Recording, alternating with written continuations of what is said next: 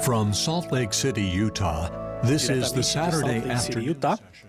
esta é a sessão da tarde de sábado da Conferência Geral Anual número 190 de A Igreja de Jesus Cristo dos Santos dos Últimos Dias, com oradores selecionados entre as autoridades gerais e os líderes gerais da igreja. A música para esta sessão será apresentada pelo Coro do Tabernáculo da Praça do Templo. Essa transmissão é um serviço público fornecido pela Bonneville Distribution. É proibida qualquer reprodução, gravação, transcrição ou outro uso deste programa sem autorização por escrito. O presidente Henry B. Eyring, segundo conselheiro na primeira presidência da igreja, dirigirá esta sessão.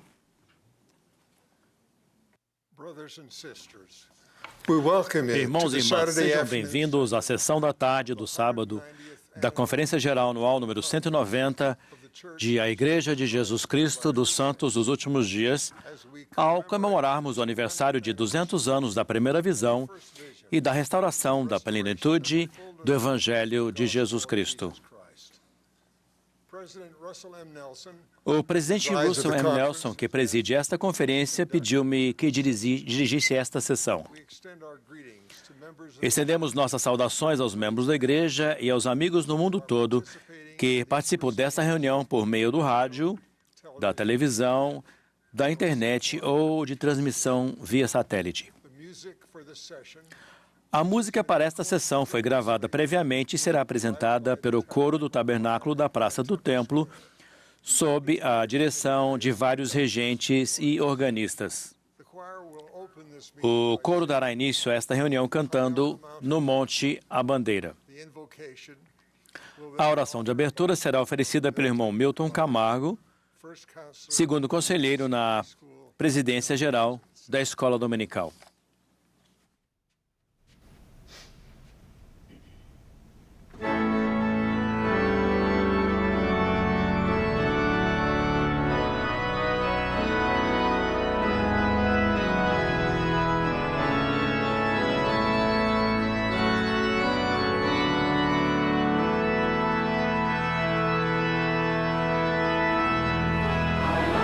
Mountains, all the valleys and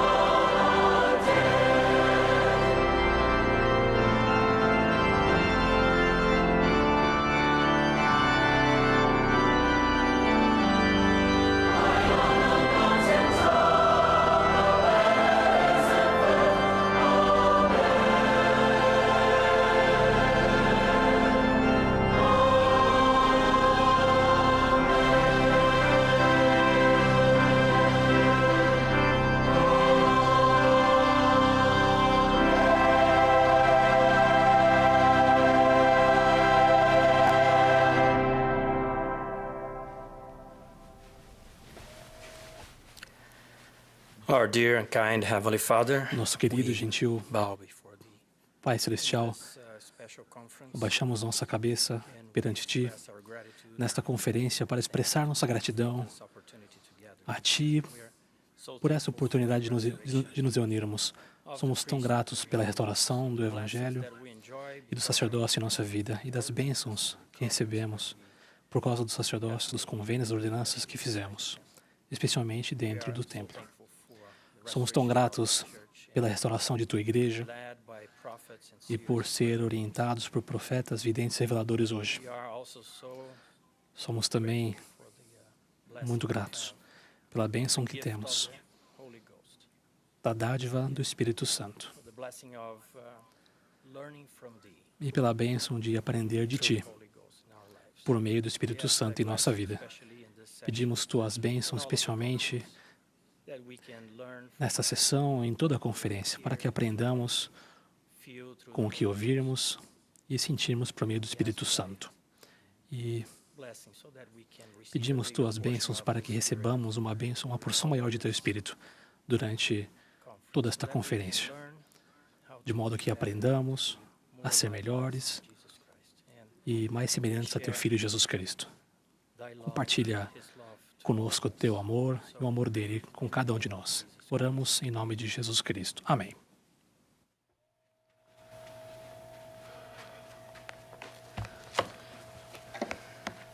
President Dallin H. Oaks. O presidente Will now Dallin H. present Oaks apresentará agora os líderes gerais e os 70 de área da igreja para voto de apoio. Em seguida, o irmão Kevin R. Jurgensen, diretor administrativo do Departamento de Auditoria da Igreja, lerá o relatório anual.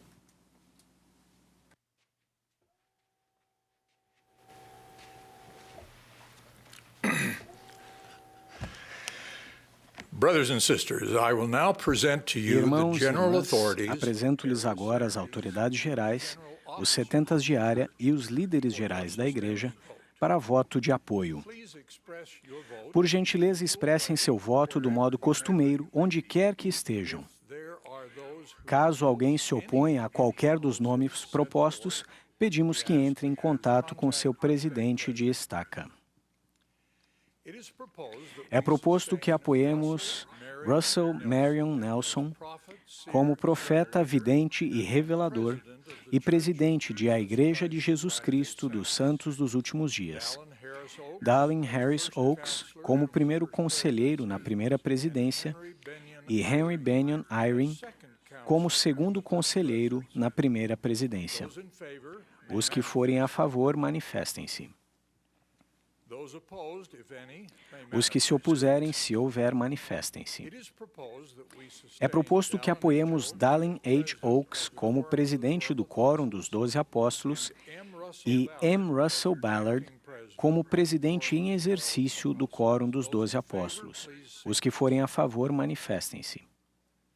any opposed may manifest. Se alguém se opuser, manifeste-se. It is proposed that we sustain the following É proposto que apoiemos como membros do Quórum dos 12 Apóstolos Russell Ballard, M. Russell Ballard, R. Holland, Jeffrey R. Holland, Dieter F. Uchtdorf, David A. Bednar, L. Cook, Quentin L. Cook, Todd Christopher, D. Todd Christopherson, L. Anderson, Neil L. Anderson, A. Rasband, Ronald A. Rasband, Stevenson, Gary E. Stevenson, Dale G. Renland, Garrett W. Gong e Ulisses Soares. those in favor, please manifest. Os que forem a favor, manifestem-se.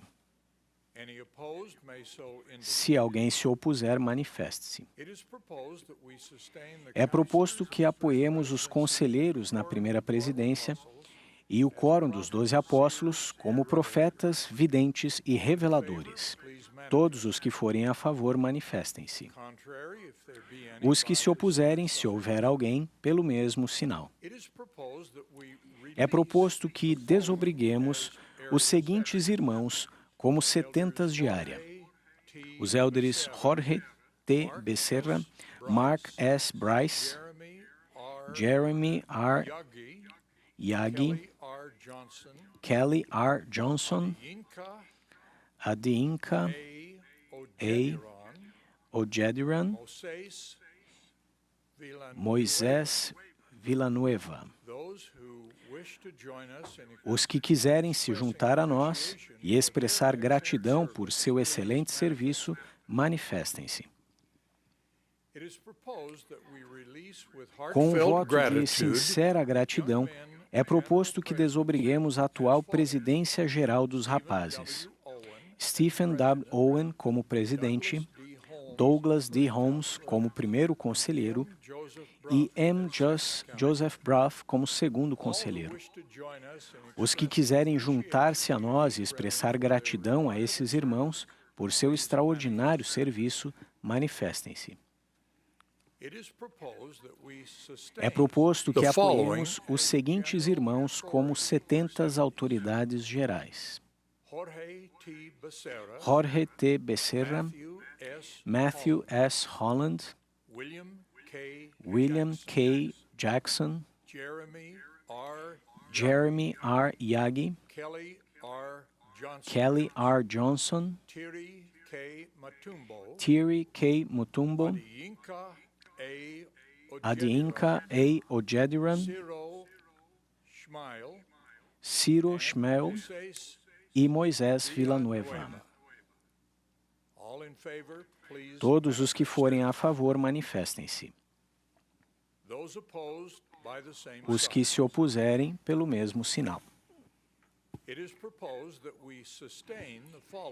É proposto que apoiemos os seguintes irmãos como 70 diária: J. D. Anderson, Faapito Auapau, Frederick K. Bali Jr., Kevin W. Birch, John W. Boswell III, José Francisco Beer, Suchat Chaikana, Matthew R. Clark, L. Guido Cristóbal, Edmark R. Dumas, Carlos A. Gabaldon, M. Andrew Galt, Clark G. Gilbert, Leonard D. Greer, Vladislav Y. Gornestev, D. Martin Gorey, Richard I. Heaton, Brock C. Hyatt, David H. Huntsman, David H. Norman C. Insong, C. Insong, Daniel Cabazon, Federico M. Federico M. Conline, Jeffrey J.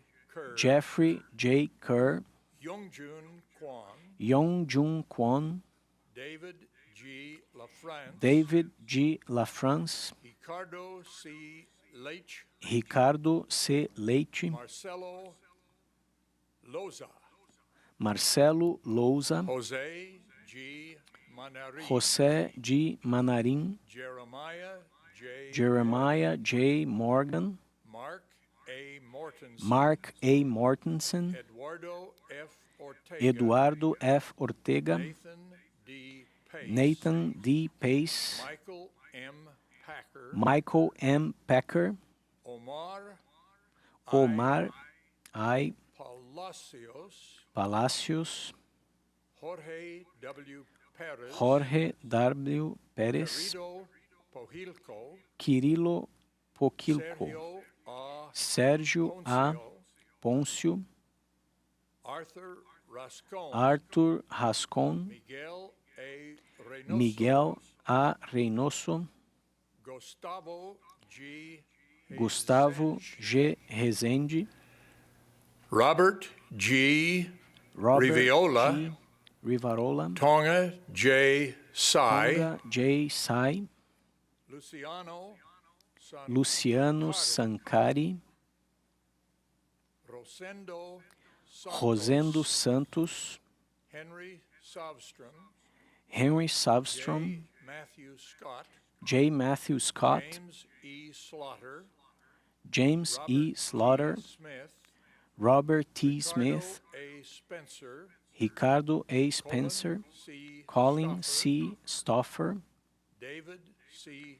David C. Stewart, Jared W. Jared Stone, W. Stone, Arlen M. Arlen M. Tumaliwan, Tumaliwan, Martin Martin J. Turvey, Jan C. Vega, Young C. Vega, Paul B. Paul B. Whippy, Chad R. Wilkinson, Chad R. Wilkinson and Dow R. e Wilson. Dow R. Wilson. All in favor, please manifest. Todos os que forem a favor, manifestem-se. Those opposed, if any. Os que se opuserem, se houver, manifestem-se. It is proposed that we sustain as É proposto the que new apoiemos young man como a nova presidência geral dos rapazes Stephen J. Lund como presidente, Ahmad Salim Corbett Ahmad Salim Corbett como primeiro conselheiro e Bradley Ray Wilcox como segundo conselheiro. Those in favor may manifest. Os que forem a favor, manifestem-se. Any opposed may so signify. Os que se opuserem, manifestem-se. It is proposed that we sustain É proposto the que other general apoiemos as authorities, demais autoridades gerais, setentas de área e líderes gerais, como atualmente constituídos. manifest. Todos os que forem a favor, manifestem-se. Those opposed, if any. Os que se opuserem, se houver, manifestem-se. Again, we invite those who may have Mais uma vez, convidamos aqueles que se opuseram a quaisquer dos nomes propostos a entrar em contato com seu presidente de estaca. Obrigado por sua fé e por suas orações contínuas em favor dos líderes da igreja. as announced earlier, Kevin Conforme anunciado, Kevin R. Jorgensen lerá o relatório de auditoria da igreja referente ao ano de 2019.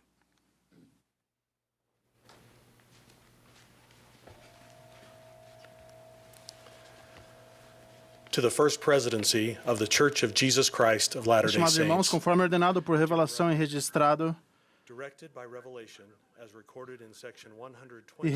na seção 120 de Doutrina e Convênios, Conselho de Disposição dos Dízimos, formado pela primeira presidência, pelo Quórum dos 12 Apóstolos e pelo Bispado Presidente, autoriza a utilização dos fundos da Igreja.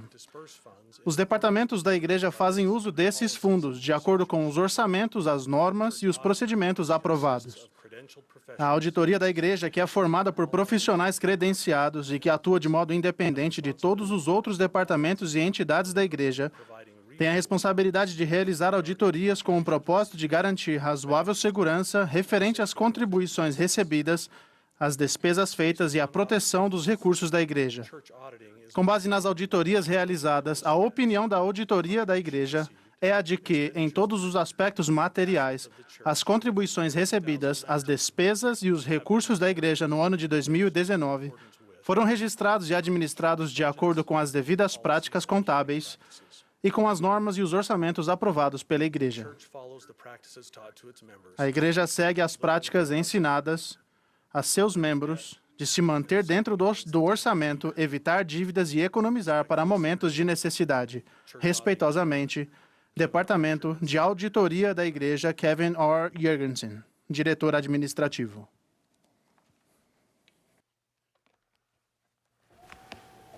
The choir will now favor us with, O coro agora as cantará I search, estudando as Escrituras. after the singing, Após o hino, ouviremos o elder Ulisses Soares, do Quórum dos 12 Apóstolos. he will be followed by Em seguida, ouviremos o elder John A. McCune, the 70, do 70, e o bispo Geraldo Cossé, presiding do Bispado Presidente da Igreja.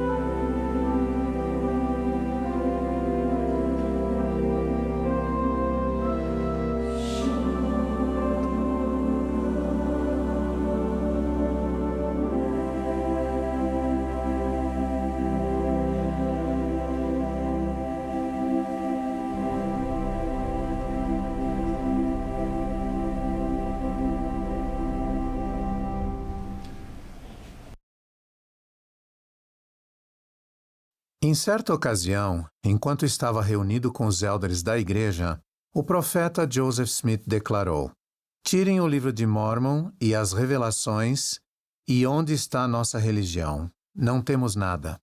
Meus queridos irmãos e irmãs, o milagroso surgimento do livro de Mórmon é o segundo marco fundamental do desdobramento da restauração do Evangelho de Jesus Cristo nesta dispensação, sucedendo à primeira visão.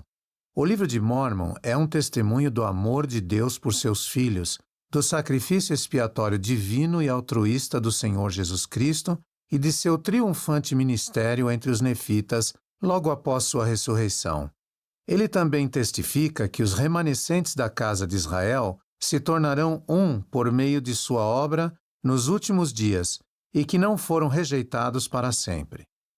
Ao estudarmos sobre o surgimento desse sagrado livro de Escrituras nesses últimos dias, constatamos que todo esse processo foi milagroso, desde o profeta Joseph receber as placas de ouro de um santo anjo até sua tradução pelo dom e poder de Deus, sua proteção e sua publicação pela mão do Senhor. O despontar do livro de Mórmon teve início bem antes de Joseph Smith receber as placas de ouro das mãos do anjo Moroni. Profetas da antiguidade profetizaram sobre o advento desse livro sagrado em nossos dias. Isaías falou sobre um livro selado, dizendo que as pessoas contenderiam sobre a palavra de Deus quando o livro surgisse.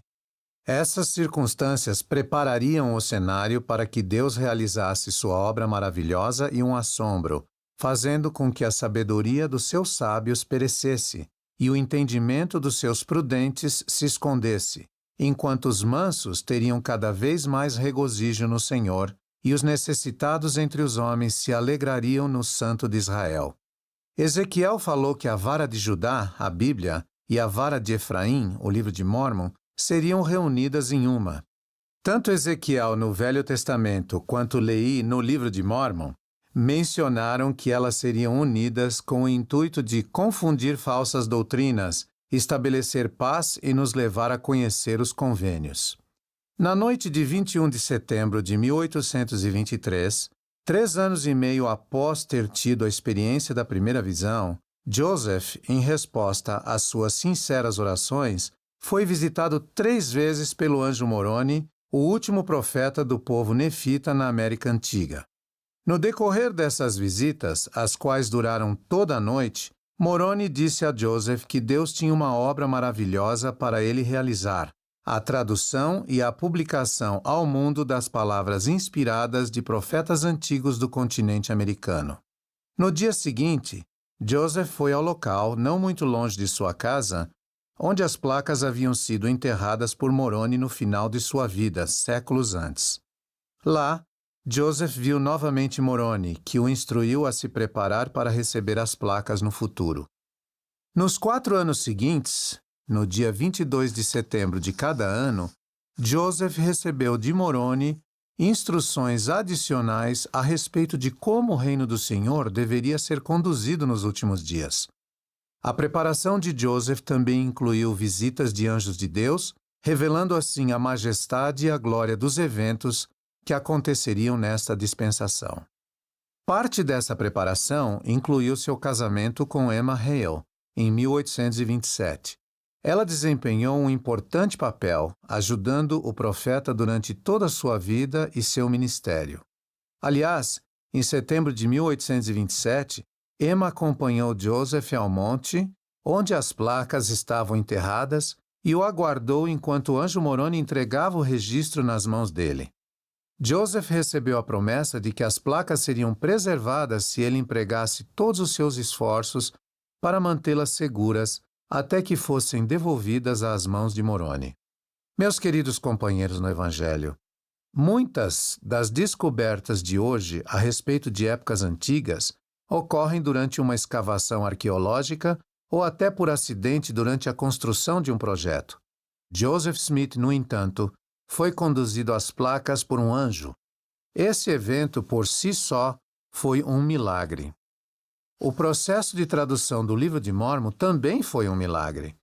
Esse antigo registro sagrado não foi traduzido da forma convencional como os intelectuais traduziriam textos antigos, por meio do aprendizado de um idioma arcaico.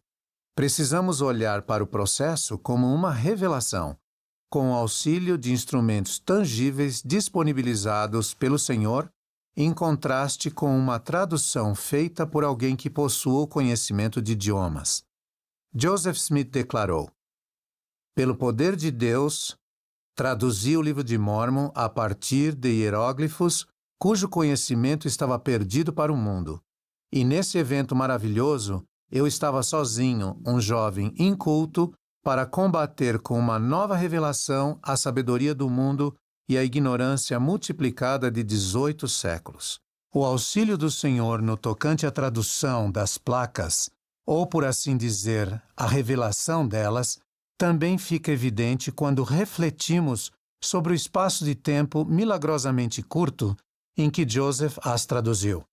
Os escreventes de Joseph testificaram do poder de Deus que foi manifestado enquanto participavam da tradução do Livro de Mórmon. Oliver Cowdery disse certa vez: "Esses foram dias inesquecíveis. Ouvir o som de uma voz orientada pela inspiração do céu despertou neste peito a mais profunda gratidão. Dia após dia, continuei ininterruptamente a escrever o que saía de sua boca conforme ele traduzia o Livro de Mórmon." Relatos históricos revelam que desde o momento em que Joseph Smith obteve as placas em 1827, houve diversas tentativas de roubá-las. Ele mencionou que foram empregados os mais tenazes esforços para tirarem as placas dele e que todos os estratagemas possíveis foram usados com esse propósito. Joseph e Emma acabaram sendo forçados a se mudar de Manchester, Nova York, para Harmony, Pensilvânia, para que encontrassem um lugar seguro a fim de continuar o trabalho de tradução, longe de turbas e de indivíduos que desejavam roubar as placas. Conforme mencionado por um historiador, assim terminou a primeira e árdua etapa do encargo dado a Joseph de preservar as placas. No entanto, o registro estava a salvo. E em meio às dificuldades de preservá-lo, Joseph indubitavelmente havia aprendido muito a respeito dos caminhos de Deus e dos homens, o que lhe seria de grande valia no futuro. No decorrer da tradução do Livro de Mórmon, Joseph ficou sabendo que o Senhor escolheria testemunhas para ver as placas. Isso cumpre aquilo que o próprio Senhor estabeleceu quando disse que pela boca de 2 ou 3 testemunhas, toda palavra seria confirmada. Oliver Cowdery, David Whitmer e Martin Harris, que foram alguns dos companheiros iniciais de Joseph no estabelecimento da maravilhosa obra de Deus nessa dispensação, foram as primeiras testemunhas chamadas para prestar ao mundo um testemunho especial do Livro de Mórmon. Eles testificaram que um anjo, vindo da presença do Senhor, mostrou-lhes o antigo registro e que viram as gravações nas placas. Eles também testificaram que ouviram do céu a voz de Deus, declarando que o registro havia sido traduzido pelo dom e poder de Deus. Eles foram, então, ordenados a testificar a respeito disso ao mundo inteiro. O Senhor milagrosamente chamou mais 8 testemunhas para ver as placas de ouro pessoalmente e para ser testemunhas especiais da veracidade e da divindade do Livro de Mórmon. Eles testificaram que viram e cuidadosamente examinaram as placas e as gravações nelas feitas. Mesmo em meio a adversidades, perseguições e todo tipo de dificuldades, e mesmo com algumas dessas pessoas posteriormente hesitando em sua fé, essas 11 testemunhas escolhidas do Livro de Mórmon nunca negaram seu testemunho de que viram as placas. Joseph Smith não era mais a única pessoa com o conhecimento das visitas do anjo Moroni e da existência das placas de ouro. Lucy Mack Smith registrou que seu filho chegou em casa repleto de alegria após as testemunhas terem visto as placas. Joseph explicou a seus pais: "Sinto como se tivesse sido tirado de mim um fardo muito difícil de suportar. E minha alma se regozija, pois não preciso mais estar inteiramente sozinho no mundo."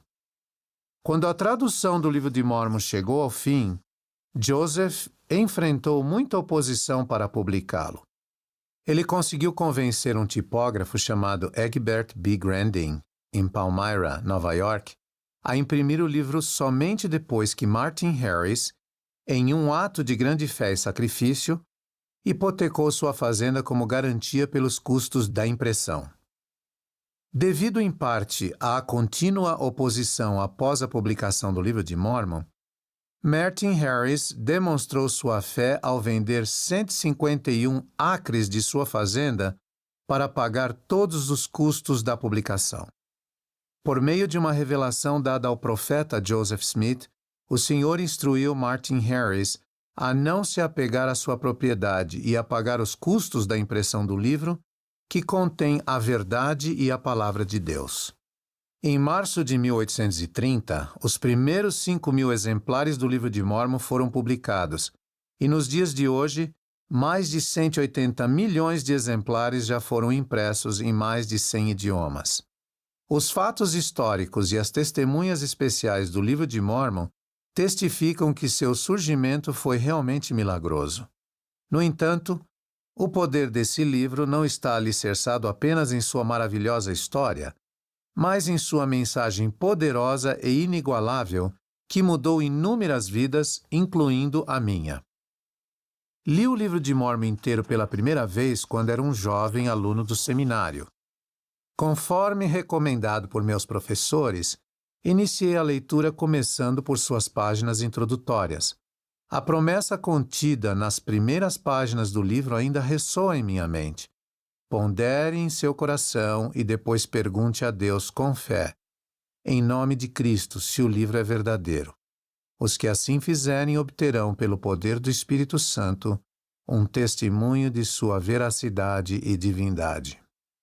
Com essa promessa em mente, buscando sinceramente obter mais conhecimento sobre sua veracidade, e estando em espírito de oração, estudei o Livro de Mórmon, pouco a pouco, à medida que completava as designações semanais do seminário. Lembro-me como se fosse ontem de que um cálido sentimento gradualmente começou a dilatar minha alma e a preencher meu coração, iluminando meu entendimento e passando a se tornar mais e mais deleitoso, assim como descreveu Alma quando ensinou a seu povo a palavra de Deus. Através dessas preciosas experiências pessoais, o livro de Mórmon realmente se tornou a pedra angular que sustém minha fé em Jesus Cristo e meu testemunho da doutrina de seu Evangelho. Ele se tornou um dos pilares que testifica a mim a respeito do divino sacrifício expiatório de Cristo. Ele tornou-se um escudo ao longo de minha vida contra as tentativas do adversário de enfraquecer minha fé e incutir descrença em minha mente, e me dá coragem para destemidamente declarar ao mundo meu testemunho a respeito do Salvador. Meus queridos amigos, recebi meu testemunho do livro de Mórmon linha sobre linha, como um milagre em meu coração. Até os dias de hoje, esse testemunho continua a crescer, à medida que, com um coração sincero, procuro entender mais plenamente a palavra de Deus, conforme registrada nesse extraordinário livro de Escrituras. A todos os que ouvem minha voz hoje, eu os convido a fazerem parte do maravilhoso processo do surgimento do livro de Mórmon em sua própria vida. Prometo-lhes que, ao estudarem suas palavras em espírito de oração e de modo consistente, vocês poderão desfrutar em sua vida as promessas e as ricas bênçãos nelas contidas. Reitero mais uma vez a promessa que ressoa em suas páginas de que, se perguntardes a Deus o Pai Eterno em nome de Cristo, se estas coisas não são verdadeiras, e se perguntardes com um coração sincero e com real intenção, tendo fé em Cristo, Ele misericordiosamente vos manifestará a verdade delas pelo poder do Espírito Santo.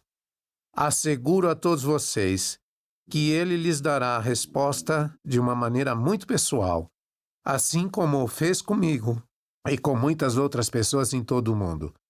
Sua experiência será tão gloriosa e sagrada como foram as experiências de Joseph Smith, das primeiras testemunhas e de todas as pessoas que buscaram receber um testemunho da integridade e da credibilidade desse livro sagrado. Presto meu testemunho de que o livro de Mórmon é realmente a palavra de Deus. Testifico que esse registro sagrado expõe as doutrinas do Evangelho, delineia o plano de salvação e explica aos homens o que devem fazer para ganhar paz nesta vida e salvação eterna no mundo vindouro.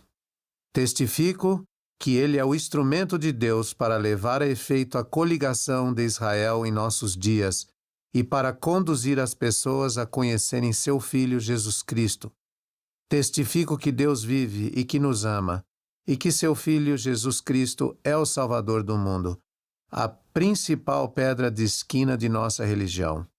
Digo essas coisas no sagrado nome de nosso Redentor, nosso Mestre e nosso Senhor, o próprio Jesus Cristo. Amém. The Book of Mormon is indeed the Word of God. I testify that this sacred record puts forth the doctrines of the gospel, outlines the plan of salvation, and tells men what they must do to gain peace in this life and eternal salvation in the life to come.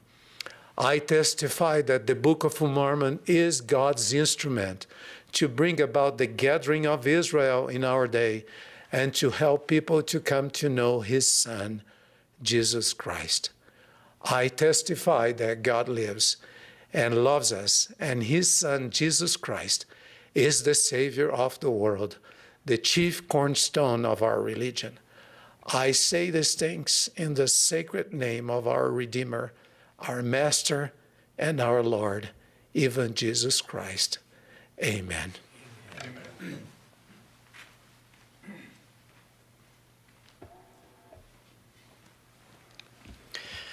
Thank you, Elder Suarez, for your powerful and prophetic testimony of the O Book of Mormon. testemunho poderoso, inspirador e profético a respeito do livro de Mórmon.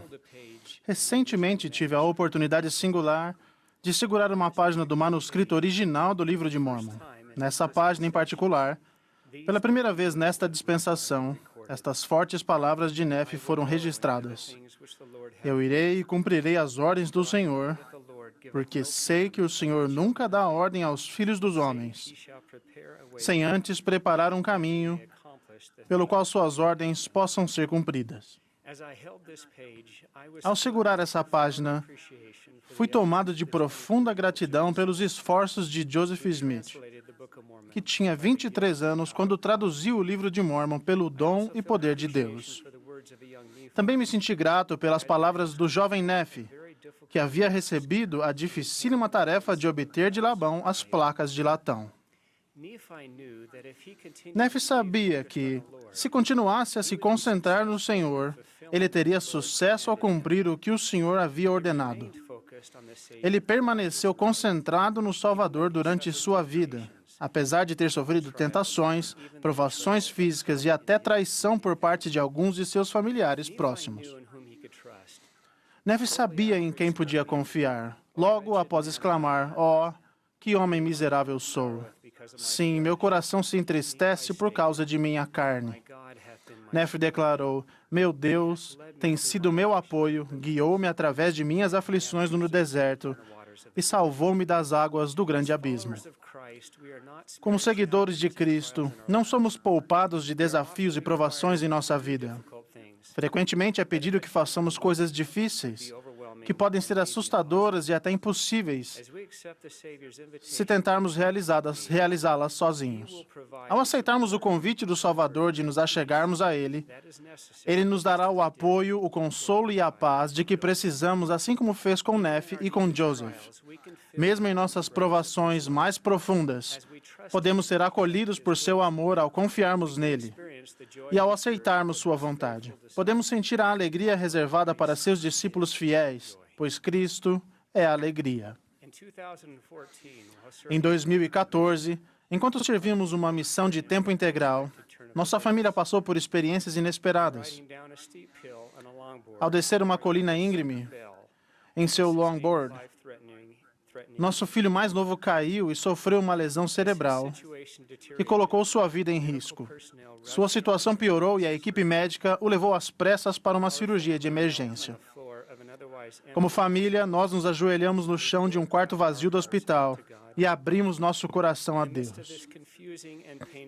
Em meio a esse momento confuso e doloroso, sentimos-nos repletos do amor e da paz que vem de nosso Pai Celestial. Não sabíamos o que aconteceria ou se veríamos nosso filho novamente nesta vida. No entanto, sabíamos claramente que sua vida estava nas mãos de Deus e que os resultados, vistos com uma perspectiva eterna, contribuiriam para o nosso bem. Por meio do dom do Espírito, estávamos totalmente preparados para aceitar qualquer resultado. Não foi fácil. Esse acidente fez com que ele ficasse no hospital durante 2 meses, enquanto presidíamos mais de 400 missionários de tempo integral. Nosso filho teve uma perda de memória significativa. Sua recuperação incluiu longas e difíceis sessões de fisioterapia, fonoaudiologia e terapia ocupacional. Ele ainda tem dificuldades, mas com o passar do tempo, temos testemunhado um milagre. Entendemos claramente que nem toda aprovação que enfrentarmos terá o resultado que desejamos. Entretanto, ao nos mantermos concentrados em Cristo, sentiremos paz e veremos os milagres de Deus, sejam eles quais forem, em seu tempo e à sua maneira. Haverá ocasiões em que não conseguiremos ver como uma situação poderá ter um bom resultado e até poderemos dizer, tal como Nephi, "Meu coração se entristece por causa de minha carne." Poderá haver ocasiões em que a única esperança que temos repousará em Jesus Cristo. É uma grande bênção ter essa esperança e confiança nele. Cristo sempre cumprirá suas promessas. Seu repouso está garantido a todos os que se achegarem a ele. Nossos líderes desejam profundamente que todos sintam a paz e o consolo que advém ao confiarmos no Salvador Jesus Cristo e nos concentrarmos nele. Nosso profeta vivo, o presidente Russell M. Nelson, tem transmitido a visão do Senhor para o mundo e para os membros da Igreja de Cristo. Nossa mensagem ao mundo é simples e sincera. Convidamos todos os filhos de Deus em ambos os lados do véu a se achegarem a seu Salvador, a receberem as bênçãos do templo sagrado, a desfrutarem de alegria duradoura e a se qualificarem para a vida eterna. O convite de nos achegarmos a Cristo tem implicações específicas para os santos dos últimos dias. Como membros da Igreja do Salvador, fizemos convênios com Ele e nos tornamos filhos e filhas gerados espiritualmente por Ele, Também recebemos a oportunidade de trabalhar com o Senhor, convidando outras pessoas a se achegarem a Ele. Quando trabalhamos com Cristo, nossos desejos mais sinceros devem estar centralizados em nosso próprio lar. Haverá momentos em que familiares e amigos próximos enfrentarão desafios. As vozes do mundo e talvez os próprios desejos deles poderão fazê-los questionar a verdade. Devemos fazer tudo o que pudermos para ajudá-los a sentir tanto o amor do Salvador quanto o nosso amor por eles. Lembro-me de um versículo das Escrituras que se transformou em um hino querido por nós. Amai-vos uns aos outros, que nos ensina: por isso saberão que sois meus discípulos se vos amardes uns aos outros. Por causa do amor que temos pelas pessoas que questionam a verdade, o inimigo de toda alegria pode tentar nos fazer sentir que traímos aqueles a quem amamos se nós mesmos continuarmos a viver a plenitude do Evangelho e a ensinar as verdades contidas nele. Nossa capacidade de ajudar outras pessoas a se achegarem ou a retornarem a Cristo será grandemente determinada pelo exemplo que estabelecemos por meio de nosso compromisso pessoal de permanecer no caminho do convênio. Se nosso desejo sincero é resgatar aqueles a quem amamos, nós mesmos devemos permanecer firmes com Cristo, dedicando-nos à sua igreja e à plenitude de seu Evangelho. Voltando para a história de Nefe, sabemos que a propensão que ele tinha para confiar no Senhor foi influenciada pela disposição de seus pais de confiar no Senhor e por eles serem exemplos de pessoas que guardavam convênios. Isso é lindamente exemplificado na visão de Leí da árvore da vida. Após comer do fruto da árvore, qual era doce e trazia grande alegria, Leí olhou em redor para ver se acaso descobriria também sua família. Ele viu Saria, Sam e Nefe, e eles permaneciam ali como se não soubessem para onde ir. Leí então declarou: eu lhes acenei também e lhes disse em alta voz que fossem ter comigo e comessem do fruto.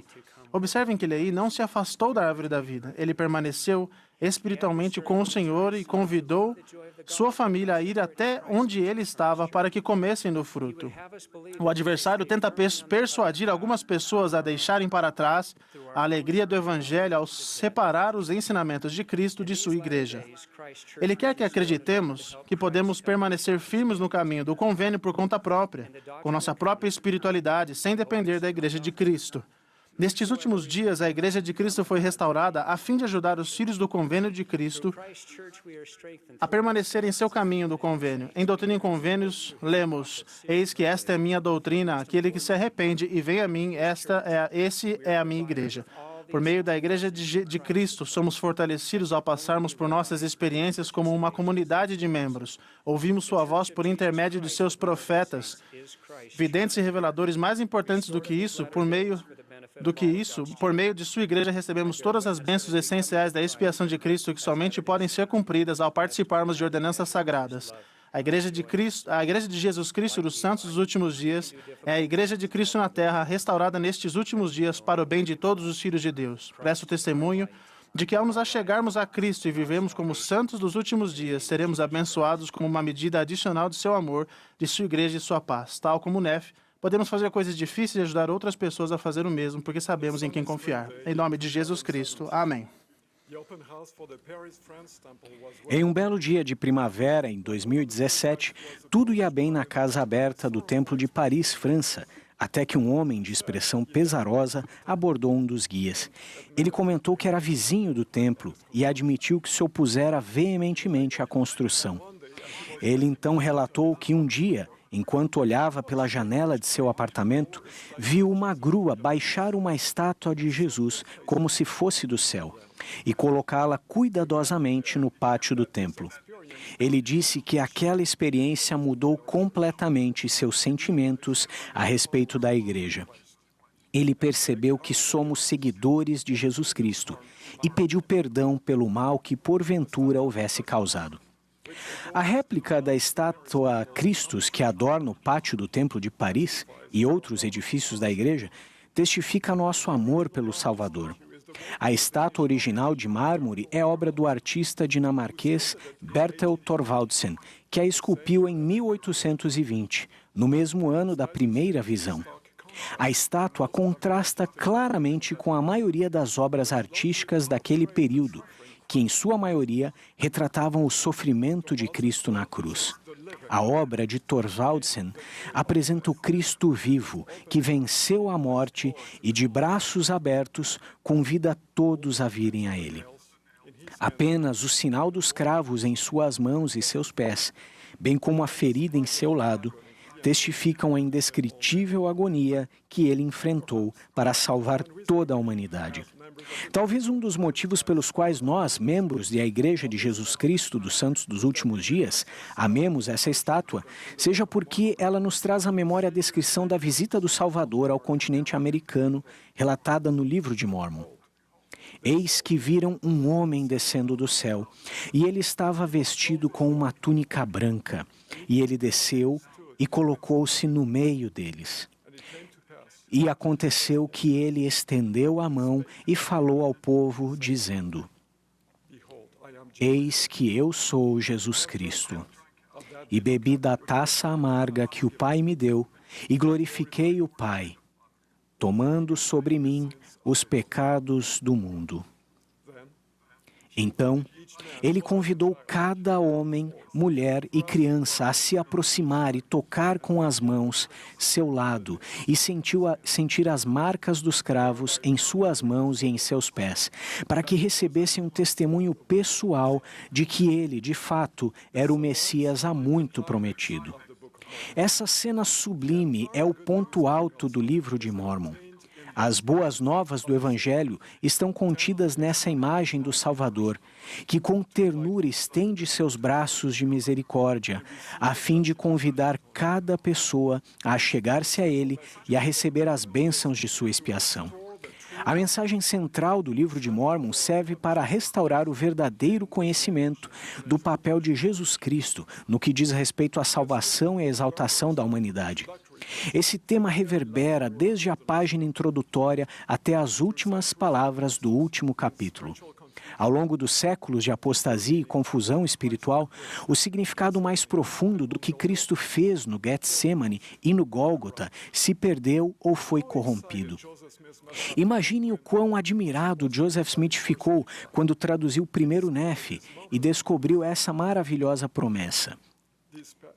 Estes últimos registros, o Livro de Mórmon, confirmarão a verdade dos primeiros, a Bíblia, e divulgarão as coisas claras e preciosas que deles foram suprimidas, e mostrarão a todas as tribos, línguas e povos que o Cordeiro de Deus é o Filho do Pai Eterno e o Salvador do mundo, e que todos os homens devem vir a Ele, pois do contrário não poderão ser salvos.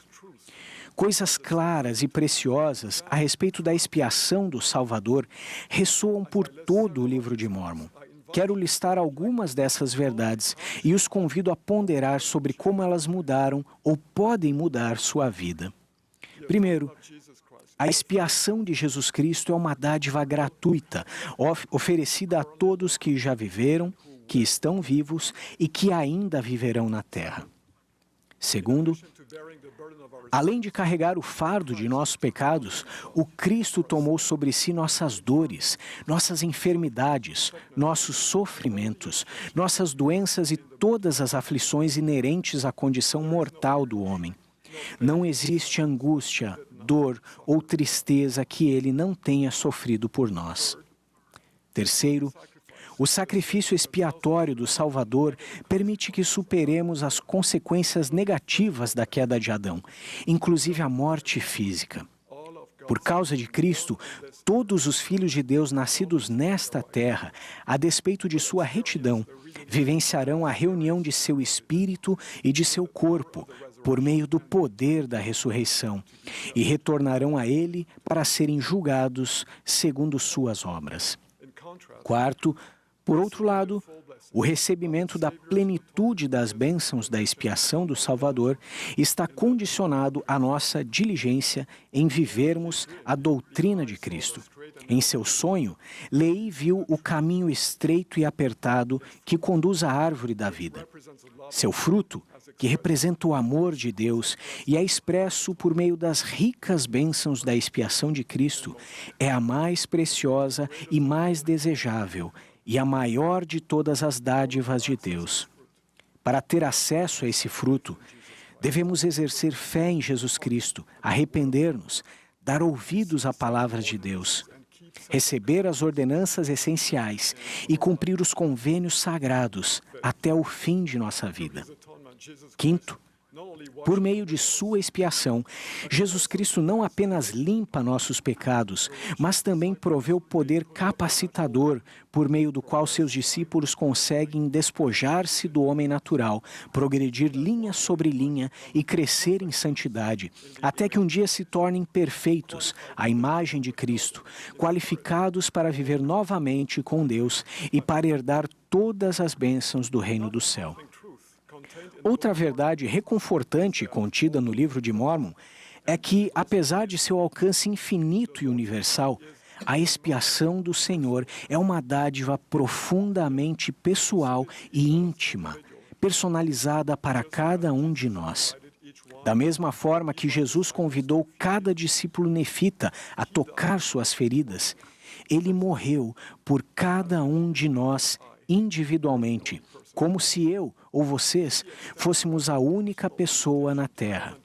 Ele nos faz o convite pessoal de achegar-nos a Ele e de termos acesso às maravilhosas bênçãos de sua expiação. A natureza pessoal da expiação de Cristo se torna mais real ao ponderarmos sobre o exemplo de grandes homens e mulheres no livro de Mórmon. Entre eles estão Enos, Alma, Zezrom, o rei Lamone e sua esposa, e o povo do rei Benjamim. Sua história de conversão e seu vibrante testemunho são a prova viva de que nosso coração e nossa vida podem ser transformados por meio da infinita bondade e misericórdia do Senhor. O profeta Alma fez a seu povo esta pergunta crucial: se haveis experimentado uma mudança no coração, se haveis sentido o desejo de cantar o cântico do amor que redime, eu perguntaria: podeis agora sentir isso?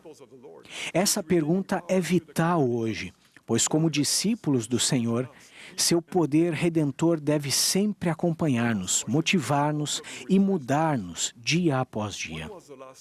Podemos reformular a pergunta de Alma da seguinte maneira: quando foi a última vez que vocês sentiram a doce influência da expiação do Salvador em sua vida?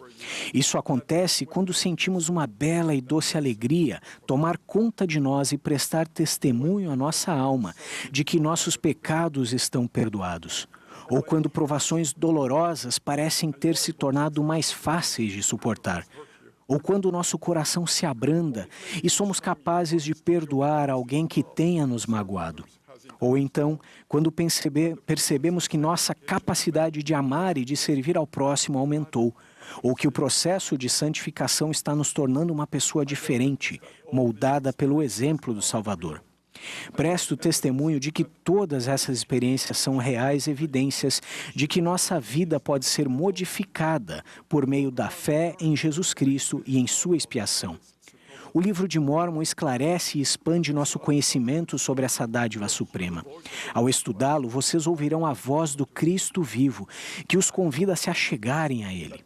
Prometo que, se aceitarem esse convite e moldarem sua vida de acordo com o exemplo de Jesus, a influência redentora dele virá à sua vida. Pelo poder do Espírito Santo, o Salvador vai transformá-los dia após dia, até o dia perfeito, quando, conforme ele declarou, vocês verão a sua face e saberão que ele é. Em nome de Jesus Cristo, amém.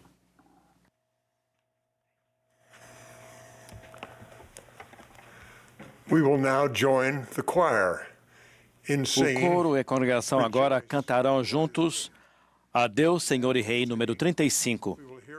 Após o hino, ouviremos o Elder Dale J. Rayland, do Quórum dos 12 Apóstolos. Em seguida, ouviremos o Elder Benjamin M. Z. Tai, do 70.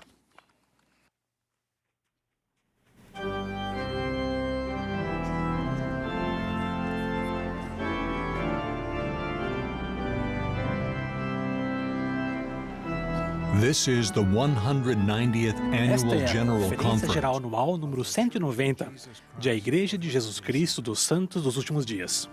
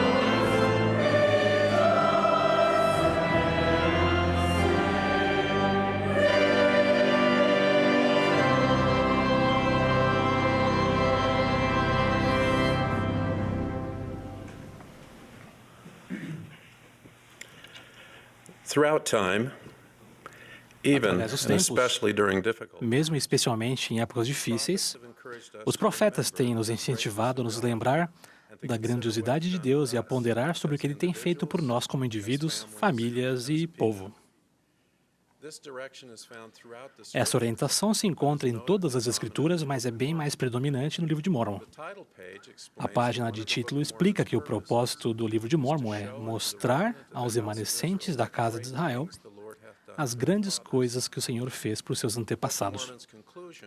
O Livro de Mórmon se encerra com o apelo de Moroni.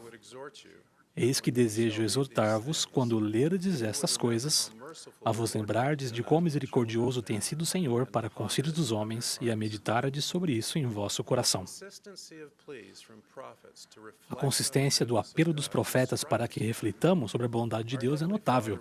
Nosso Pai Celestial deseja que nos lembremos de sua bondade e da bondade de seu Filho amado, não para a sua própria satisfação, mas pela influência que tal lembrança tem sobre nós.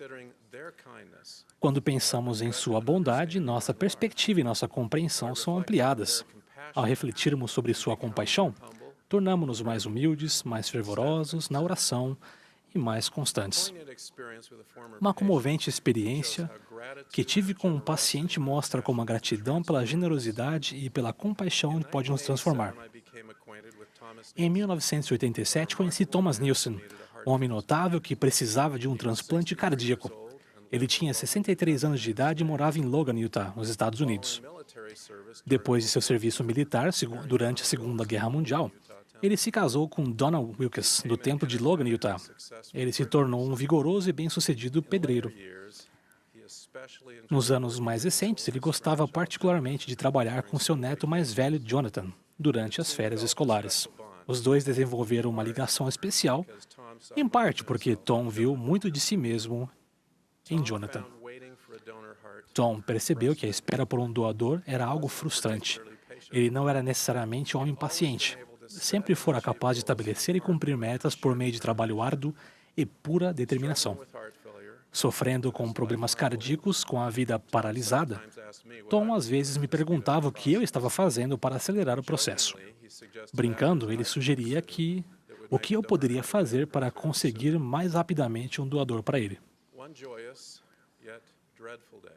Em um dia alegre, porém aterrorizante, um coração compatível ficou disponível para Tom. O tamanho do coração e o tipo sanguíneo eram compatíveis, e o doador era jovem, com apenas 16 anos de idade. O coração pertencia a Jonathan, o amado neto de Tom. Mais cedo naquele dia, Jonathan foi ferido mortalmente quando o carro em que estava foi atingido por um trem. Quando visitei Tom e Donna no hospital, eles estavam desolados. É difícil imaginar o que eles estavam passando, sabendo que a vida de Tom poderia ser estendida com o coração do neto. A princípio, eles se recusaram a aceitar a oferta de doação feita pelos angustiados pais de Jonathan, sua filha e seu genro. Tom e Donna sabiam, no entanto, que Jonathan tivera a morte cerebral e compreenderam que suas orações para que Tom encontrasse um doador não haviam causado o acidente de Jonathan. Não, o coração de Jonathan era uma dádiva que poderia abençoar Tom em sua necessidade. Eles reconheceram que algo de bom poderia advir daquela tragédia e decidiram aceitar a doação. Os procedimentos do transplante transcorreram bem. Posteriormente, Tom se tornou um homem diferente. A mudança foi além de uma saúde melhor ou mesmo gratidão. Ele me disse que refletia todas as manhãs sobre Jonathan, sobre a filha e o genro, sobre a dádiva que havia recebido e sobre o que ela implicava. Embora seu humor e sua determinação natos continuassem bem aparentes, percebi que Tom estava mais solene, pensativo e bondoso. Tom viveu mais 13 anos após o transplante, tempo que ele, de outra forma, não teria a seu dispor. Em seu obituário estava escrito que o tempo lhe permitiu tocar a vida de sua família e de outras pessoas com generosidade e amor. Ele foi um benfeitor e um exemplo de otimismo e determinação. De modo bem semelhante a Tom, cada um de nós recebeu dádivas que não alcançamos por nós mesmos. dádivas advindas de nosso Pai Celestial e de seu amado Filho, incluindo a redenção por meio do sacrifício expiatório de Jesus Cristo. Recebemos vida neste mundo, receberemos vida física no mundo vindouro, e salvação e exaltação eternas, se as escolhermos. Tudo devido ao Pai Celestial e a Jesus Cristo. Sempre que usarmos essas dádivas, sempre que formos beneficiados por elas ou até mesmo quando pensarmos nelas, devemos levar em conta o sacrifício, a generosidade e a compaixão dos doadores. Ter reverência pelos doadores faz mais do que apenas tornar-nos gratos. Refletir sobre as dádivas deles pode e deve nos transformar. Uma transformação admirável foi a de Alma, o filho. Enquanto Alma se rebelava contra Deus, um anjo apareceu. Com voz de trovão, o anjo repreendeu Alma por perseguir a igreja e por atrair o coração do povo. O anjo acrescentou esta admoestação: vai e lembra-te do cativeiro de teus pais e recorda-te de que grandes foram as coisas que Deus fez por eles. De todas as admoestações possíveis, essa foi enfatizada pelo anjo. Alma se arrependeu e se lembrou. Posteriormente, ele compartilhou com seu filho a admoestação que recebeu do anjo. Alma aconselhou: eu quisera que fizesses como eu fiz, lembrando-te do cativeiro de nossos pais, porque estavam em servidão e ninguém os poderia salvar, a não ser o Deus de Abraão, Isaque e Jacó. E ele certamente os livrou de suas aflições. Alma disse simplesmente: porei nele a minha confiança. Alma entendia que com a lembrança da libertação do cativeiro e com a lembrança do apoio que recebemos durante provações e dificuldades de toda espécie, passamos a conhecer a Deus e a garantia de suas promessas. Poucos de nós temos uma experiência tão dramática como a de Alma. Ainda assim, a transformação pode ser igualmente profunda. O Salvador prometeu no passado: e um novo coração vos darei, e porei dentro de vós um espírito novo, e tirarei o coração de pedra, e vos darei um coração de carne. E porei dentro de vós o meu espírito, e vós me sereis por povo, e eu vos serei por Deus. O Salvador ressurreto disse aos nefitas como a transformação tem início. Ele identificou uma característica central no plano do Pai Celestial quando disse: e meu Pai enviou-me para que eu fosse levantado na cruz, e depois que eu fosse levantado na cruz, pudesse atrair a mim todos os homens. E por esta razão fui levantado. Portanto, de acordo com o poder do Pai, atrairei todos os homens a mim. O que é preciso para sermos atraídos ao Salvador? Pensem na submissão de Jesus Cristo à vontade do Pai, em sua vitória sobre a morte, no fato de ter tomado sobre si nossos pecados e erros, de ter recebido do Pai o poder de interceder por nós e em sua final redenção por nós. Não são todas essas coisas suficientes para sermos atraídos a Ele? Para mim, isso é suficiente. Jesus Cristo está de braços abertos esperando e desejando nos curar, perdoar, limpar, fortalecer, purificar e santificar. Vocês e eu. Essas verdades deveriam nos dar um coração novo e nos levar a escolher o Pai Celestial e Jesus Cristo. Contudo, até mesmo novos corações podem tender a vagar, tender a abandonar o Deus que amamos.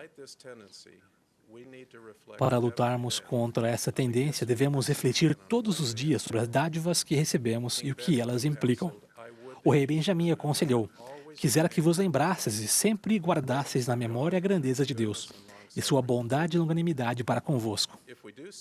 Se fizermos isso, vamos nos qualificar para receber bênçãos celestiais inesquecíveis. Refletir sobre a bondade e misericórdia de Deus nos ajuda a ser mais espiritualmente receptivos. Em troca, essa sensibilidade espiritual ampliada permite que conheçamos a verdade de todas as coisas pelo poder do Espírito Santo.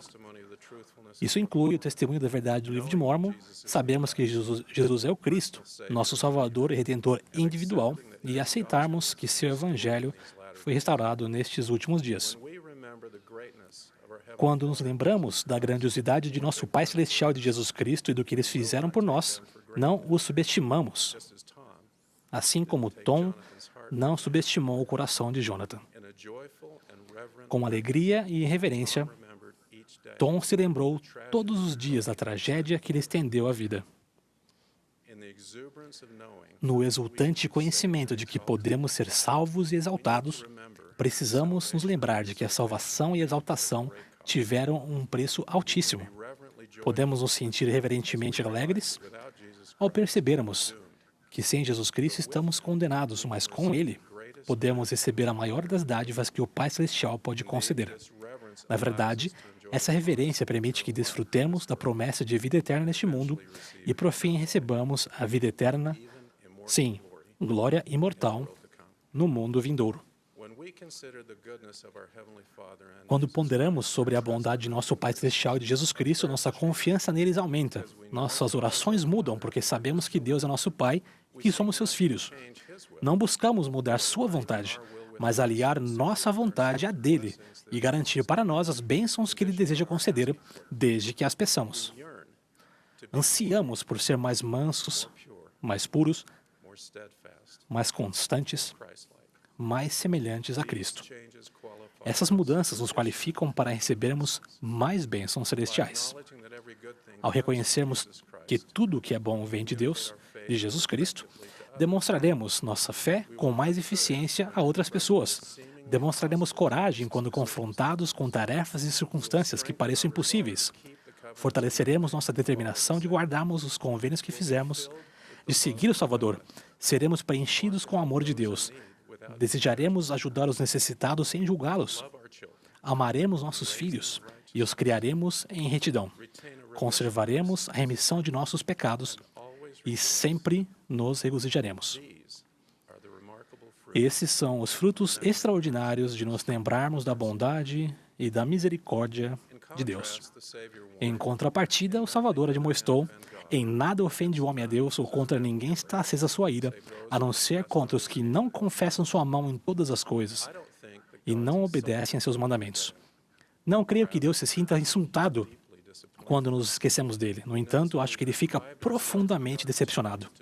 Ele sabe que nos privamos da oportunidade de ser atraídos a ele quando não nos lembramos dele e da sua bondade. Com isso, perdemos a oportunidade de se aproximar dele e de receber as bênçãos específicas que ele prometeu.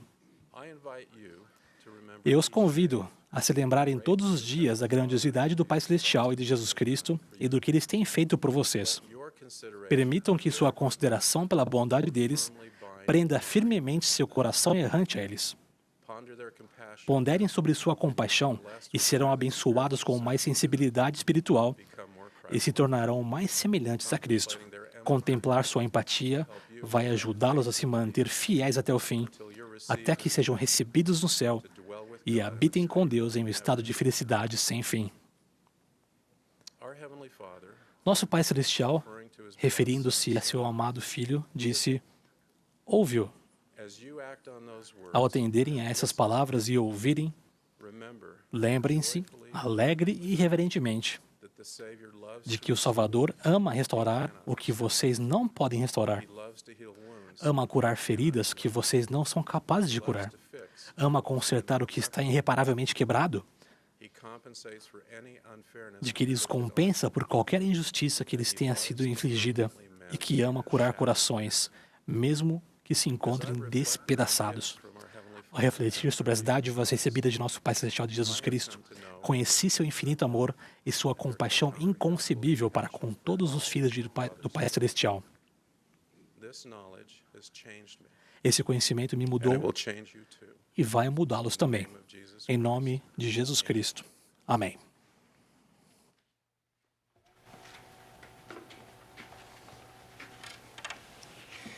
After reviewing the report from a recent physical examination, após analisar os resultados de uma recente avaliação médica, soube que precisaria fazer alguns ajustes em meu estilo de vida.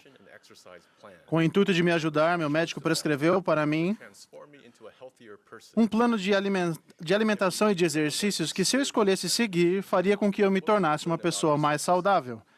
Se cada um de nós passasse por uma avaliação espiritual, o que aprenderíamos a respeito de nós mesmos? quais ajustes nosso médico espiritual prescreveria. A fim de nos tornar quem precisamos ser, é essencial que saibamos o que fazer e que façamos o que sabemos. Jesus Cristo é o médico dos médicos. Por meio de sua expiação, Ele ata nossas feridas, toma sobre si nossas enfermidades e sara nosso coração partido. Por meio de sua graça, nossos pontos fracos podem se tornar fortes. Ele nos convida a segui-lo ao aprendermos com Ele, ao ouvirmos suas palavras e ao andarmos na mansidão de seu Espírito. Ele prometeu nos ajudar neste longo processo de conversão que nos transforma e traz alegria eterna. O Salvador nos deu o livro de Mórmon como uma ferramenta poderosa para auxiliar na conversão. O livro de Mórmon proporciona nutrição espiritual, prescreve um plano de ação e nos conecta ao Espírito Santo. Escrito para nós, ele contém a palavra de Deus e de forma clara e nos ensina sobre nossa identidade, nosso propósito e nosso destino. Com a Bíblia, o livro de Mórmon testifica de Jesus Cristo e ensina como podemos saber a verdade e nos tornar semelhantes a Ele.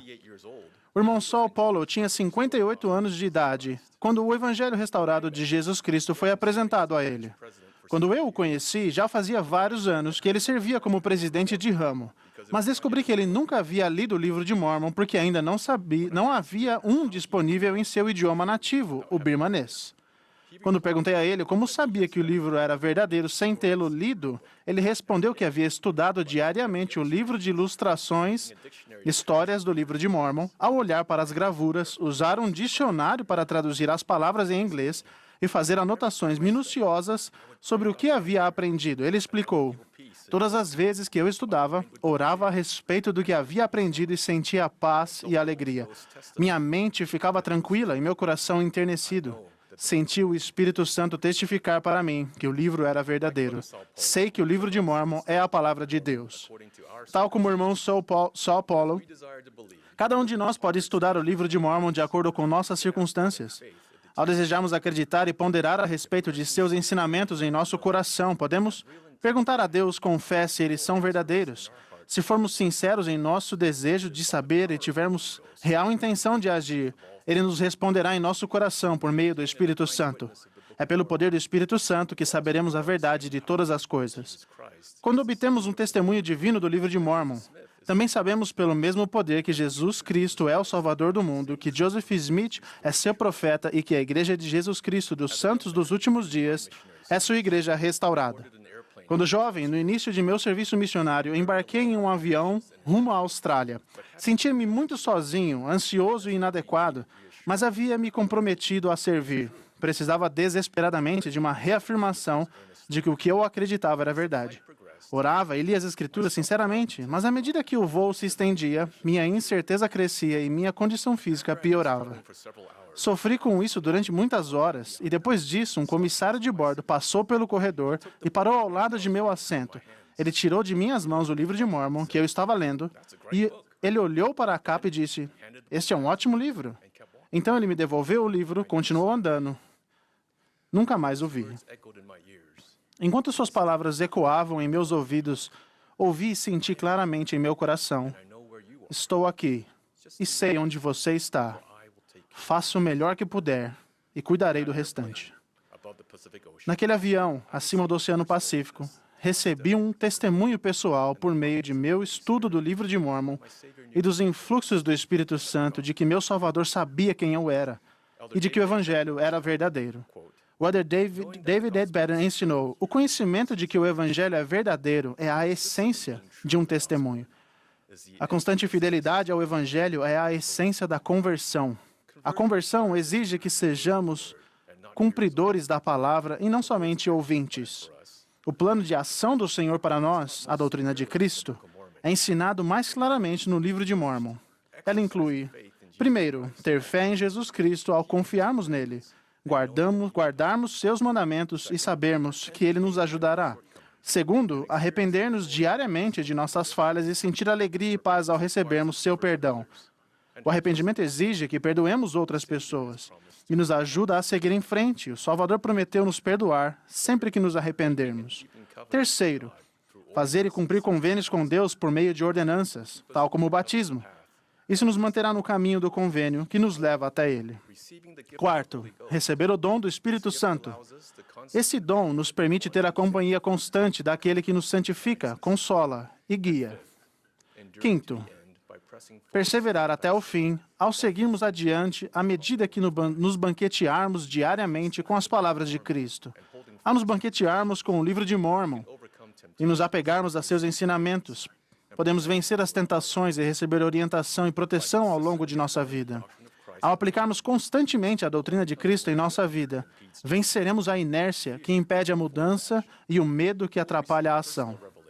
Receberemos revelação pessoal, porque o Espírito Santo nos mostrará todas as coisas que devemos fazer.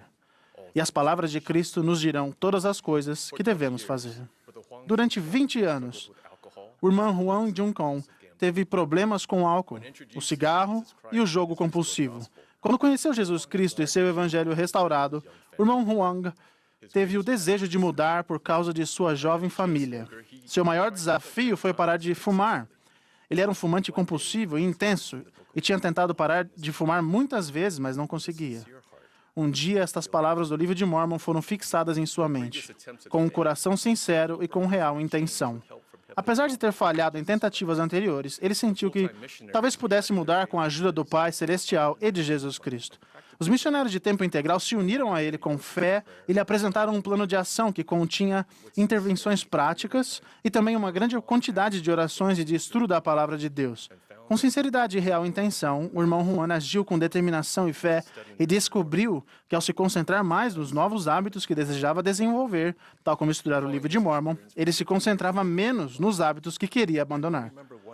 Ao relembrar da experiência que teve há 15 anos, ele comentou: "Não me lembro exatamente quando parei de fumar, mas ao me esforçar diariamente para fazer as coisas que sabia que precisava fazer a fim de convidar o Espírito do Senhor para a minha vida, e ao continuar a fazê-las, o cigarro não mais me atraía, e continua assim até hoje." Ao colocar em prática os ensinamentos do livro de Mórmon, o irmão teve sua vida transformada e se tornou um marido e pai melhor. O presidente Russell M. Nelson prometeu: "Ao estudarem o livro de Mórmon em espírito de oração todos os dias, vocês tomarão melhores decisões todos os dias. Prometo que, ao ponderarem sobre o que estudarem, as janelas do céu se abrirão e vocês receberão respostas para suas próprias perguntas e orientação para a sua própria vida. Prometo que, ao se aprofundarem diariamente no livro de Mórmon, vocês serão imunizados contra os males diários, mesmo contra a sedutora praga da pornografia e contra outros vícios que entorpecem a mente." Queridos amigos, o livro de Mórmon é a palavra de Deus, e nos aproximaremos dele se estudarmos esse livro. Ao colocarmos suas palavras à prova, receberemos um testemunho de sua veracidade. Ao vivermos de acordo com seus ensinamentos com consistência, não desejaremos mais praticar o mal. Nosso coração, semblante e natureza serão transformados para nos tornarmos mais semelhantes ao Salvador. Presto o meu firme testemunho de que Jesus é o Cristo, nosso Salvador, Redentor e amigo. Em nome de Jesus Cristo. Amém.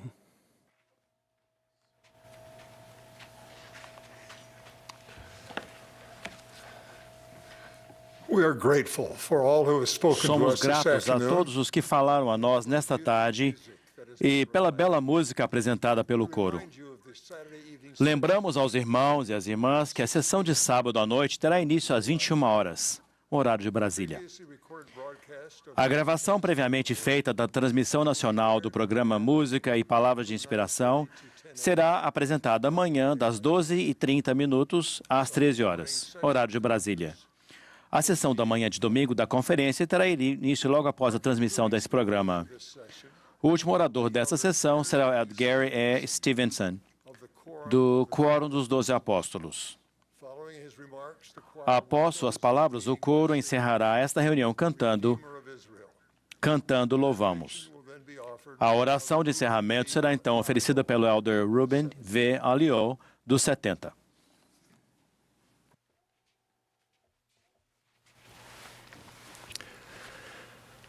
Let's travel back to a hot afternoon on July 24th, Vamos voltar no tempo até a tarde quente do dia 24 de julho de 1847, por volta das 14 horas. Após uma árdua jornada de 111 dias com 148 membros da igreja que integravam a primeira companhia a se dirigir ao oeste, Brigham Young, na época o presidente do Quórum dos 12 Apóstolos, doente e debilitado com febre maculosa, chegou ao Vale do Lago Salgado. 2 dias depois, enquanto se recuperava da enfermidade, Brigham Young guiou diversos membros do Quórum dos 12 Apóstolos e outros líderes em uma expedição exploratória. William Clayton registrou: a cerca de 1 quilômetro ao norte do acampamento, chegamos a uma linda planície uniforme e agradavelmente inclinada para o oeste. Enquanto observava o local com o grupo, Brigham Young parou repentinamente, fincou sua bengala no solo e exclamou: aqui será construído o templo de nosso Deus. Um de seus companheiros de jornada era o elder Wilford Woodruff, que disse que aquela declaração o tocou como um raio, e ele então fixou um galho no chão para marcar o local indicado pelo presidente Young. 40 acres foram selecionados para o templo e foi decidido que a cidade seria estabelecida em quadras perfeitas, de norte a sul e de leste a oeste, com o templo no centro. Na Conferência Geral de abril de 1851, os membros da igreja deram um voto de apoio unânime quanto à recomendação de construírem um templo ao nome do Senhor. 2 anos depois, no dia 14 de fevereiro de 1853, o local foi dedicado por Heber C. Kimball em uma cerimônia pública, na qual muitos santos estiveram presentes e a abertura de terra para a fundação do templo de Salt Lake foi realizada. Alguns meses depois, no dia 6 de abril, as grandes pedras de esquina do templo foram colocadas e dedicadas, com sofisticadas cerimônias que incluíram pessoas uniformizadas, fanfarras e uma comitiva liderada por líderes da igreja, partindo do antigo tabernáculo em direção ao local do templo, onde foram feitas orações e discursos na colocação de cada uma das 4 pedras. Na cerimônia de abertura de terra, o presidente Young relembrou que ele tinha recebido uma visão quando pisou naquele lugar pela primeira vez, enquanto observavam o vale, e declarou: eu soube, assim como sei agora, que esse seria o local em que um templo deveria ser erigido. Estava diante de mim. 10 anos depois, Brigham Young compartilhou a seguinte visão profética na Conferência Geral de outubro de 1863. Quero ver o templo construído de uma maneira que ele perdure por todo o milênio. Esse não será o único templo que construiremos. Existirão centenas deles, construídos e edificados ao Senhor. Esse templo será conhecido como o primeiro templo construído pelos santos dos últimos dias nas montanhas. Quero que esse templo se perpetue como um monumento da fé, da esperança e da industriosidade dos santos de Deus nas montanhas. Relembrar essa breve história me deixa admirado com a visão profética de Brigham Young.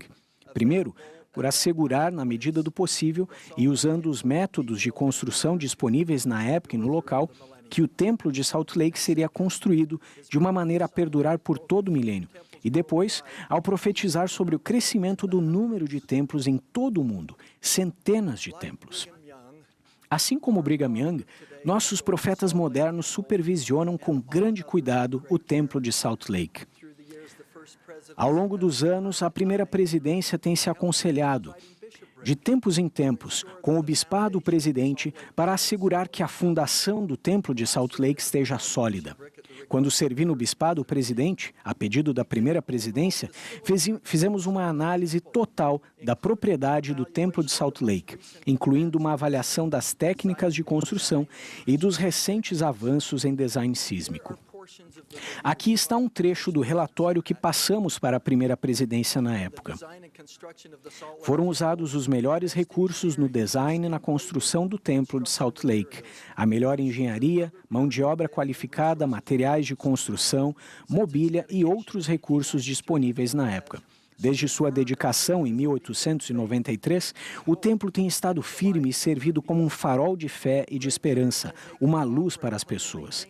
Grande cuidado tem sido tomado para gerenciar e limpar o templo e conservá-lo em bom estado. O exterior em granito e as vigas interiores, de chão e de sustentação, estão em bom estado. Estudos recentes confirmam que a localização escolhida por Brigham Young para o templo tem solo bem firme e excelente qualidade de compactação do solo. A avaliação concluiu que reparos e melhorias normais seriam necessários para renovar e modernizar o templo, incluindo o deck exterior, as áreas de pavimento, o sistema elétrico, demais sistemas obsoletos e a área do batistério. Entretanto, foi também recomendada uma modernização sísmica independente, mais abrangente, começando na fundação do templo até o topo. Como talvez se lembrem, o próprio Brigham Young esteve envolvido em muitos detalhes da construção da fundação original, que tem cumprido bem seu propósito nos últimos 127 anos. O pacote de modernização sísmica recém-proposto utilizaria tecnologia de isolamento de base, que não foi prevista na construção original. Essa é considerada a proteção para terremotos mais moderna da engenharia. Essa tecnologia recente em seu desenvolvimento começa no início da fundação do templo, fornecendo uma sólida defesa contra danos por terremotos. Resumidamente, ela fortalece a estrutura do templo para permanecer inabalável, mesmo quando a terra e os arredores sofrerem com impactantes eventos sísmicos. A renovação do templo com essa tecnologia foi anunciada pela primeira presidência no ano passado. Sob a direção do bispado presidente, a construção começou há alguns meses, em janeiro de 2020. A conclusão está prevista para daqui a aproximadamente 4 anos. Ao refletir sobre os próximos 4 anos desse lindo, nobre, sublime e imponente templo de Salt Lake, eu os vejo como um período de renovação, em vez de um período de restrição. De maneira semelhante, podemos nos perguntar como essa grande renovação do templo de Salt Lake nos inspira a passar por uma renovação, reconstrução, restauração, revitalização ou um renascimento espiritual. Um olhar introspectivo pode revelar que nós e nossa família podemos nos beneficiar ao fazermos uma manutenção ou renovação necessárias, até mesmo uma modernização sísmica. Podemos começar esse processo ao nos perguntarmos: como está a minha fundação? O que constitui a pedra de esquina, espessa, estável e forte, que forma a minha fundação pessoal, sobre a qual se encontra meu testemunho? Quais elementos fundamentais de meu caráter espiritual e emocional permitirão a mim e a minha família permanecermos firmes e inamovíveis, até mesmo resistirmos a eventos sísmicos agitados e impactantes que certamente existirão em nossa vida? Esses eventos, semelhantes a terremotos, são frequentemente difíceis de prever e podem ter diversos níveis de intensidade. Debater-se com perguntas ou dúvidas, enfrentar adversidades e aflições, resolver ofensas pessoais com líderes e membros, ou questões de doutrina ou normas da igreja. A melhor defesa contra isso está em nossa fundação espiritual. O que são as pedras de esquina espirituais em nossa vida pessoal e familiar? Podem ser princípios simples, claros e preciosos de viver o Evangelho, como a oração em família, o estudo das Escrituras, o que inclui o livro de Mórmon, a frequência ao templo e o aprendizado do Evangelho por meio do Vem e Segue-me e de reuniões familiares. Outros recursos úteis para fortalecer nossa fundação espiritual podem incluir as regras de fé, a proclamação sobre a família e o documento O Cristo Vivo. Para mim, os princípios contidos nas perguntas feitas para se receber uma recomendação para o templo servem como uma forte base para uma fundação espiritual, especialmente as 4 primeiras perguntas. Eu as vejo como pedras de esquina espirituais. Certamente estamos familiarizados com essas perguntas, já que o presidente Russell M. Nelson leu cada uma delas para nós na última conferência geral. Número 1, você tem fé em Deus, o Pai Eterno, e em seu Filho Jesus Cristo e no Espírito Santo? Você tem um testemunho deles? Número 2, você tem um testemunho da expiação de Jesus Cristo e do papel que ele tem como seu Salvador e Redentor? Número 3, Você tem um testemunho da restauração do Evangelho de Jesus Cristo? Número 4, você apoia o presidente da Igreja de Jesus Cristo dos Santos dos Últimos Dias, como o profeta, vidente e revelador, e como a única pessoa na Terra autorizada a exercer todas as chaves do sacerdócio? Percebem que tratar essas perguntas como elementos valiosos em sua fundação pessoal pode ajudá-los a edificar e fortalecer essa fundação? Paulo ensinou os Efésios sobre uma igreja que foi edificada sobre o fundamento dos apóstolos e dos profetas, de que Jesus Cristo é a principal pedra da esquina, no qual todo o edifício, bem ajustado, cresce para templo santo no Senhor. Uma das maiores alegrias de minha vida tem sido me familiarizar com membros da igreja em todo o mundo, que são um exemplo de fé em Jesus Cristo e em seu Evangelho, e me inspirar neles. Eles têm um firme fundamento pessoal que os permite suportar eventos sísmicos com entendimento seguro, a despeito de seus sofrimentos e de suas dores. Para expor isso de uma maneira mais pessoal, recentemente falei no funeral de uma jovem, radiante e linda mãe e esposa, uma amiga de nossa família. Ela era uma destemida jogadora profissional de futebol quando conheceu seu marido e se casou com ele, que na época era estudante de odontologia. Eles foram abençoados com uma linda filha que era muito precoce. Nossa amiga lutou valentemente contra várias formas de câncer por 6 anos desafiadores. Apesar do sofrimento físico e emocional sempre presentes, ela confiava em seu amoroso Pai Celestial e frequentemente citava em suas redes sociais para seus seguidores seu famoso ditado: Deus está nos detalhes. Em uma de suas redes sociais, ela postou que uma pessoa perguntou a ela: como você ainda tem fé, mesmo em meio a tanto sofrimento? Ela respondeu de maneira firme: porque é a fé que me faz suportar esses momentos de escuridão. Ter fé não garante que coisas ruins não aconteçam. Ter fé me ajuda a acreditar que haverá luz novamente e que a luz será ainda mais brilhante, porque andei por trevas. Apesar da imensa escuridão que tenho testemunhado durante anos, tenho testemunhado ainda mais luz. Tenho visto milagres, tenho sentido a presença de anjos, sei que meu Pai Celestial tem me carregado, e eu não teria nenhuma dessas experiências se a vida fosse fácil. O futuro desta vida pode ser incerto, mas minha fé não é. Se eu escolher não ter fé, então escolherei apenas andar em trevas, porque sem fé, trevas é tudo que me resta. Seu testemunho inabalável de fé no Senhor Jesus Cristo, por meio de suas palavras e ações, foi uma inspiração para outras pessoas. Muito embora o corpo dela estivesse fraco, ela estimulou outras pessoas a serem mais fortes. Assim como essa irmã, penso em inúmeros outros membros da igreja, guerreiros como ela, que caminham na fé todos os dias.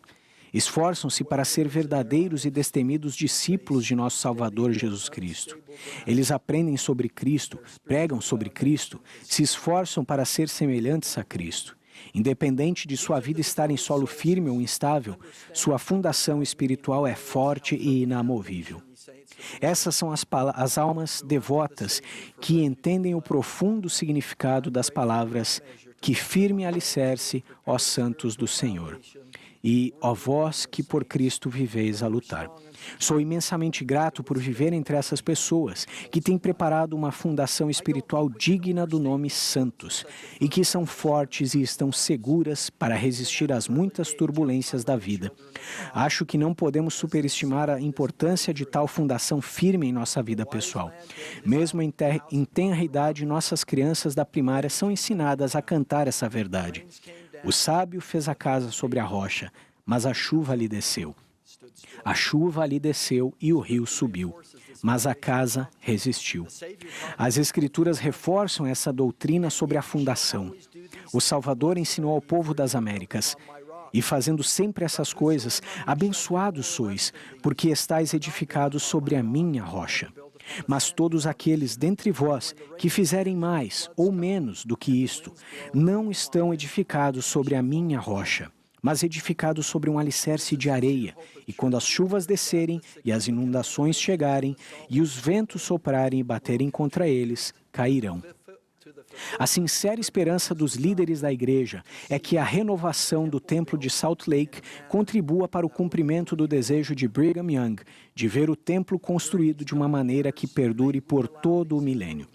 Durante os próximos anos, que essas melhorias no templo de Salt Lake nos inspirem, como indivíduos e famílias, para que todos nós, metaforicamente, estejamos edificados de maneira que perduremos por todo o milênio.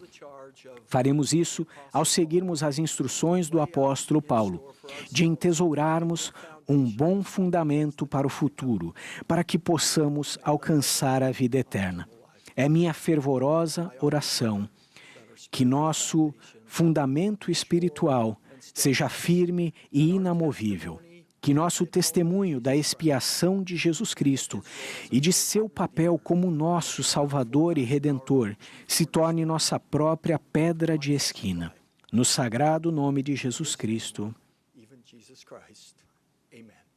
Amém.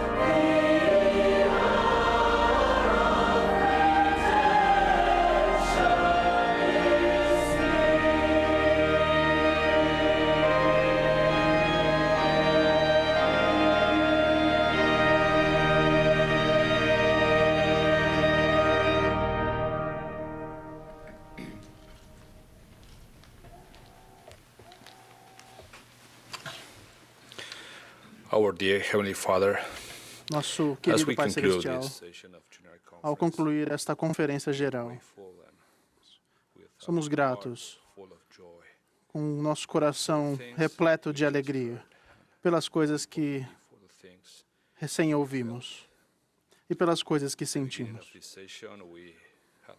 No início desta sessão, nós pedimos que Teu Espírito estivesse conosco ao aprendermos a ouvir e ter resposta às nossas orações. Somos gratos por aqueles que foram recentemente chamados a Teu serviço neste dia, nesta conferência.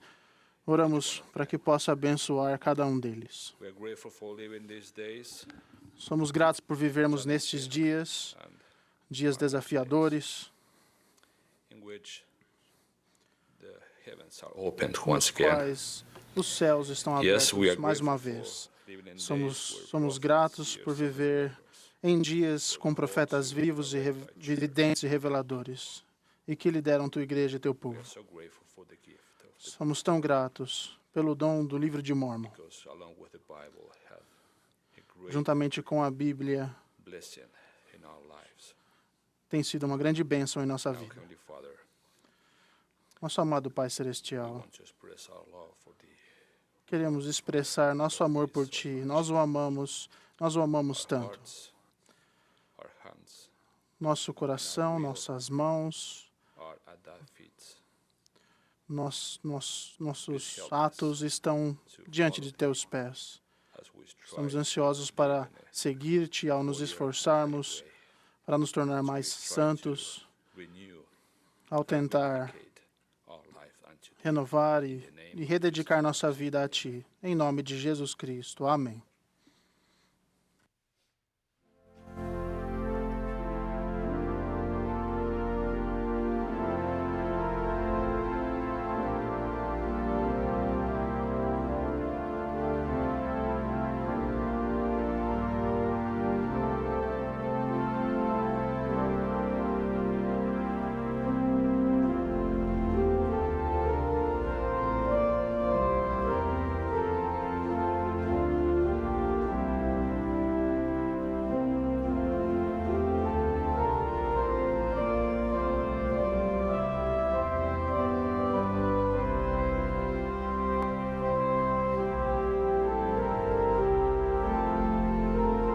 This has been a broadcast of the Essa foi uma 190th transmissão Annual da Conferência Geral Anual número 190 de A Igreja de Jesus Cristo dos Santos dos Últimos Dias.